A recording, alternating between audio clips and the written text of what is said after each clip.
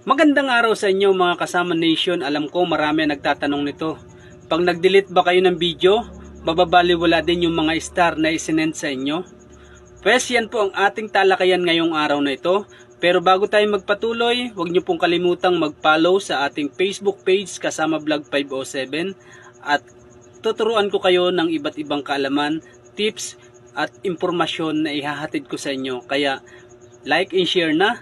Then, let's proceed to our discussion for today.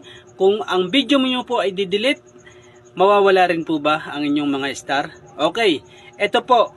Pag kayo po ay nag-live at may nag-send sa inyo ng star, huwag nyo muna pong i-delete ang inyong video.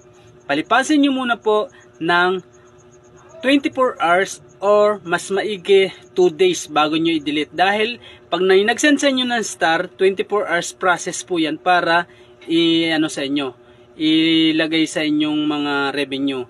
So yun, ganun dapat ang gawin ninyo. Kasi pag dinilit nyo agad, mababaliwala din yung star at hindi pa yung napaprocess.